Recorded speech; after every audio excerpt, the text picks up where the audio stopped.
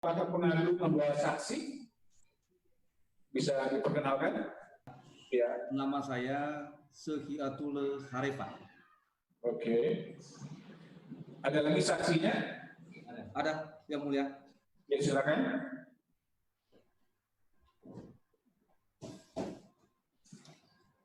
Ya, selamat siang Yang Mulia. Nama saya Aroli Hulu. Lalu apakah terlalu membawa saksi? Saya tidak membawa saksi. Ya, Yang silakan Mulia. terlalu. Baik, terima kasih.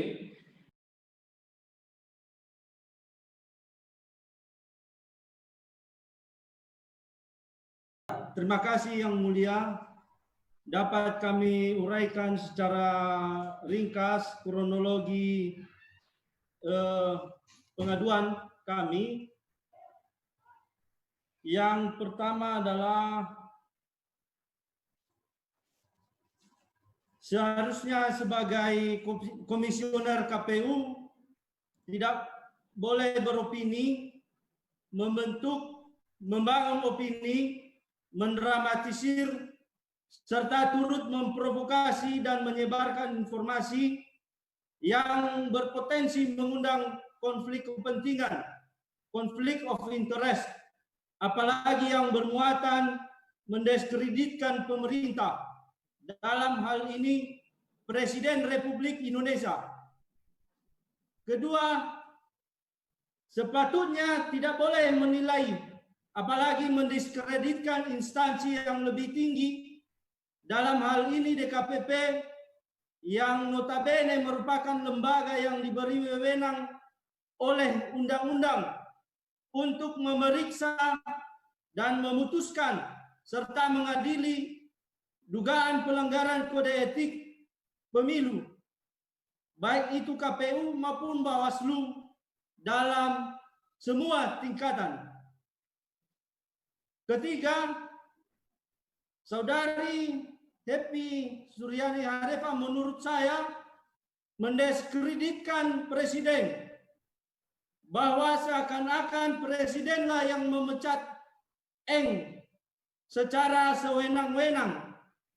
Padahal sesungguhnya Presiden mengeluarkan keputusan pemecatan hanya secara administratif setelah melalui proses yang diamanatkan oleh Undang-Undang Nomor 7 Tahun 2017, di mana DKPP memeriksa dan memutuskan dengan pelanggaran kode etik penyelenggara pemilu, untuk kemudian hasil keputusan itu diteruskan kepada Presiden guna penerbitan SK pemberhentian.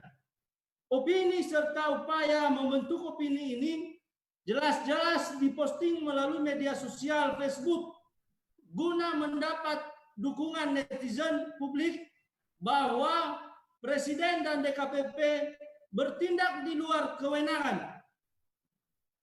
Keempat, Yang Mulia, selain beropini dan membentuk opini publik, juga berusaha mendramatisir keputusan DKPP serta SK pemecatan oleh Presiden dengan mengemukakan bahwa pemecatan itu sebuah tragedi. Kedua, pemecatan itu merupakan yang pertama dalam sejarah. Pemecatan itu mengorbankan satu-satunya komisioner perempuan. Tragedi menurut kami mengesankan bahwa Eng sebenarnya merupakan tokoh yang memiliki kualitas baik, tidak bersalah, namun mengalami nasib buruk, artinya dikorbankan. Yang pertama dalam sejarah, terkesan ada semacam unsur kesengajaan atau terencana dari DKPP dan Presiden untuk menjadikan Eng menjadi korban pertama dalam sejarah kepemiluan dipecat dengan tidak hormat. Sesungguhnya ada komisioner KPU yang sudah terlebih dahulu dipecat oleh DKPP, seperti Bapak Wahyu Setiawan, mengorbankan satu-satunya komisioner perempuan. Terkesan bahwa DKPP dan Presiden tidak pro gender. Dan Eng dipecat bukan karena terbukti melanggar kode etik, tetapi lebih kepada faktor yang bersangkutan berjenis kelamin perempuan. Kelima yang mulia, menurut kami Happy Suryani Harefa ternyata tidak puas mendiskreditkan DKPP.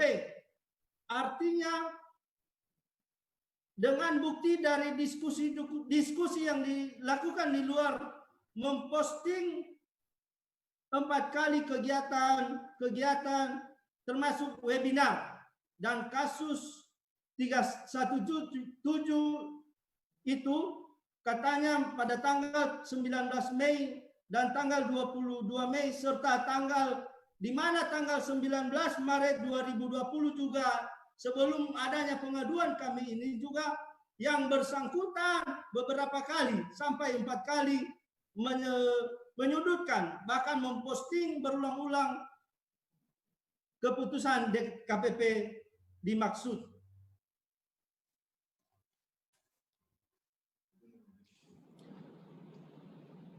Sebagai komisioner KPU daerah, seharusnya memahami bahwa dilarang keras membuat status di media sosial yang terkesan membentuk opini publik yang memicu konflik kepentingan. Ini termaktub juga di dalam peraturan DKPP nomor 2 tahun 2017 pasal 2. Setiap penyelenggara pemilu wajib bekerja, bertindak, menjalankan tugas dan berdasarkan kode etik dan pedoman sumpah jabatan.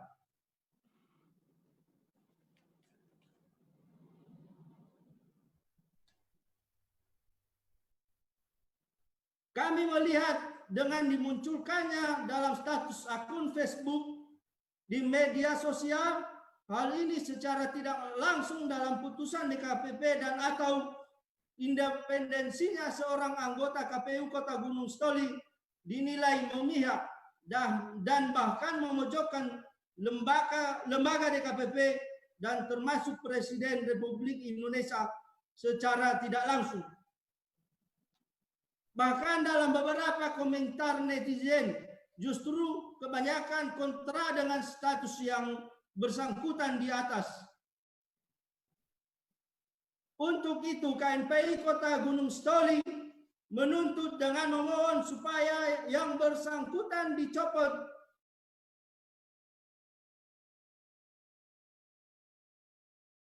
Ya, silakan. Ya, yang mulia, karena saya diminta untuk menjawab tanpa membacakan, maka pertama saya memberikan jawaban berdasarkan pokok perkara yang disampaikan DKPP kepada saya.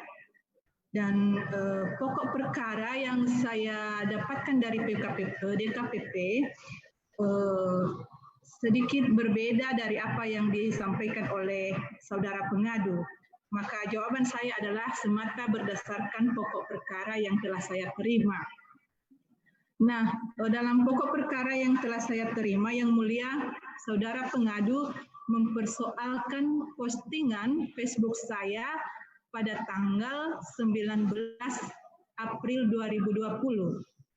Pada saat itu, saya membagikan berita dari CNN Indonesia yang judulnya adalah dipecat Jokowi, Ibu Evi mendaftarkan gugatan ke DKPP, ke PT UN.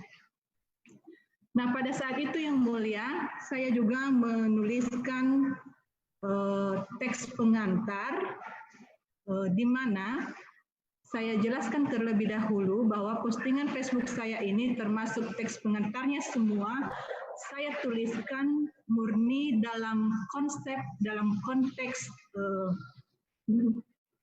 afirmasi, ya, isu afirmasi terhadap perempuan di tubuh penyelenggara pemilu. Jadi di sana saya mengatakan bahwa ini adalah menurut hemat saya semacam tragedi, Dan ya, saya merasakan sebagai perempuan penyelenggara pemilu, jelas ini memang membuat shock saya kurang tahu dengan perempuan yang lain, bahwa terjadi pemecatan dengan pimpinan kami, satu-satunya perempuan di tingkatan KPU RI. Dan pada saat itu, tadi sempat saya mendengar dari pengadu mengatakan saya klaim bahwa ini adalah pemecatan yang pertama. Seperti saya jelaskan tadi pimpinan yang mulia, bahwa kerangka berpikir saya semata adalah dalam kerangka perempuan sebagai penyelenggara pemilu. Jadi ini memang kasus yang pertama bagi perempuan sebagai penyelenggara pemilu. Dan di sana saya mengatakan, apa yang saya tuliskan di sana semata-mata adalah mengadopsi apa yang disampaikan oleh Ibu Evi. Ibu Evi di dalam berita tersebut menyatakan bahwa beliau tidak menerima pemecatan dirinya karena beliau merasa keputusan presiden, dasar keputusan presiden itu cacat hukum.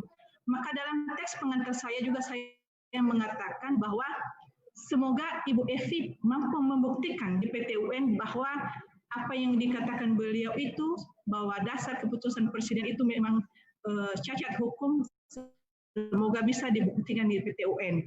Artinya, kalaupun nanti juga tidak terbukti di PT UN, maka Ibu Evi dan termasuk saya juga sebagai orang yang berempati kepada Ibu Evi wajib menghormati keputusan tersebut.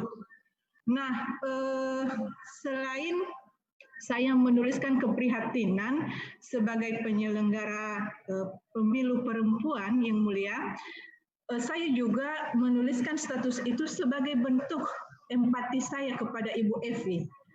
Seperti saya sampaikan tadi bahwa Ibu Evi adalah satu-satunya perempuan di tubuh KPU RI di pusat, dan dengan kejadian itu maka tidak ada lagi perwakilan perempuan di komisioner KPU RI. Dan Ibu Evi ini juga berasal dari daerah yang sama dengan saya, yang membuat saya lebih berempati dengan beliau, dan beliau juga saya mengetahui bagaimana beliau itu terus-menerus memperjuangkan keadilan dan kesetaraan gender, baik di dalam pemilihan umum, juga dalam tubuh penyelenggara pemilu sendiri. Seperti contoh misalnya bahwa sebelumnya kami di Kepulauan Nias ini ada 4 kabupaten, 1 kota, 5 kabupaten kota. Sebelumnya seluruh komisioner penyelenggara pemilu di daerah ini pimpinan yang mulia adalah didominasi oleh laki-laki. Dan pada saat itu Ibu Evi pernah datang ke daerah kami. Posisi saya pada saat itu belum sebagai komisioner, tetapi sebagai aktivis perempuan, menghadiri acara yang diadakan oleh beliau. Acara itu adalah pendidikan pemilih menjelang pemilihan gubernur Sumut tahun 2018. Jadi kegiatannya dilaksanakan pada tahun 2017 bulan Desember. Jadi dalam pendidikan pemilih itu kami perempuan Nias, para aktivis diundang. Dan Ibu Evi mendidik kami, menganjurkan kami untuk menjadi pemilih yang baik, untuk menjadi pemilih yang cerdas, pemilih yang berintegritas, yang aktif dalam pemilu. Namun kami pada saat itu perempuannya agak keberatan pimpinan dan menyampaikan kepada beliau bahwa kami tidak puas Ibu kalau kami hanya dididik sebagai pemilih. Apakah kami ini memang begitu tidak berkompeten sehingga tidak dipercaya menjadi penyelenggara pemilu? Jadi sebelumnya memang banyak perempuan melamar sebagai penyelenggara pemilu di Kepulauan Nias, tetapi tetap saja yang menang adalah didominasi oleh laki-laki. Dan pada saat Ibu Evi baru mengetahui kondisi itu, menerima informasi dari kami perempuan Nias, dan berjanji kepada kami bahwa baiklah, saya akan memperjuangkan bahwa nanti di Kepulauan Nias akan ada komisioner-komisioner perempuan yang akan duduk sebagai penyelenggara pemilu. Dan pada saat itu pimpinan kegiatan berakhir itu bulan Desember 2017 dan kita lihat sekarang di seluruh kabupaten kota di Pulau Nias rata ada perempuan sebagai penyelenggara pemilu. Saya mohon untuk fokus kepada laporan postingnya itu saja. Dan bahkan ada yang 2 orang. Itu yang mendasari rasa empati saya kepada yang bersangkutan. Dan saya jelaskan tadi pimpinan bahwa postingan Facebook itu adalah sebagai, saya tuliskan dalam konteks keprihatinan dalam melihat afirmasi perempuan dalam tubuh penyelenggara pemilu dan juga atas dasar rasa empati saya kepada pimpinan saya perempuan di KPU RI. Dan menurut saya seluruh postingan saya itu pimpinan sudah menghormati kebebasan berpendapat, kebebasan mengeluarkan pendapat yang diatur oleh Undang-Undang Dasar 1945 dan juga sudah menghormati pasal yang diadukan oleh pengadu yang dalam ilah menyebutkan bahwa saya melanggar kode etik pasal 8 peraturan DKPP nomor 2 tahun 2017. Demikian yang bisa saya sampaikan pimpinan. Oleh karena itu, saya menyimpulkan bahwa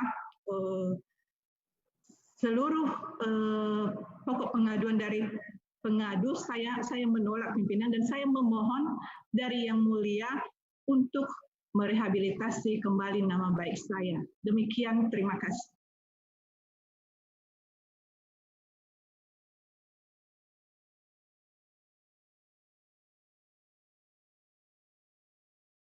Kegaduhan. Maksud saya persisnya kira-kira ringkasnya yang Anda bilang itu apa?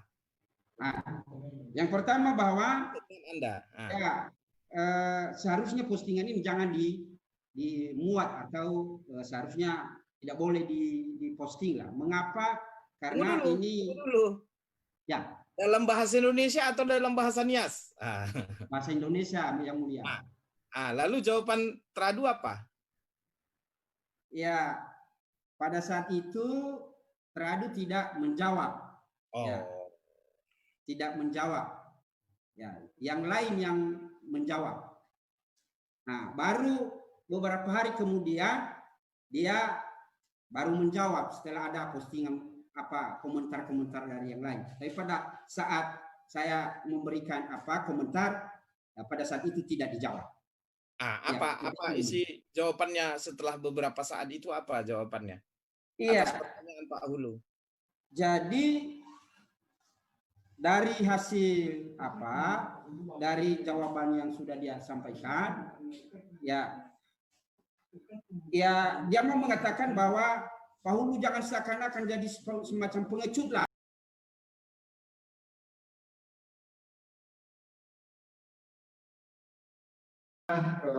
Pendapat saudara terhadap perkara ini, silakan. Ya. Pertama, kami sebagai warga Kota Gunung Sitoli tentu berharap bahwa menjelang Pilkada Kota Gunung Sitoli 9 Desember 2020, Gunung Sitoli itu aman kondusif. Kemudian adanya status status seorang komisioner KPU Kota Gunung Sitoli yang membuat heboh dan tanggapan bukan hanya masyarakat awam, tapi beberapa tokoh elemen masyarakat Kota Gunung Sitoli. Kami mencoba mengingatkan Ibu Komisioner Happy Suryani Harefa dengan kami mengkomen di halaman Facebooknya dengan mengatakan, Ibu ini jangan didramatisir. Tapi seperti yang disampaikan oleh Pak Aureli tadi, saran yang kami sampaikan melalui laman Facebooknya tersebut justru tidak ditanggapi positif. Mungkin kita dianggap malah sebagai mantan-mantan penyelenggara yang pengecut.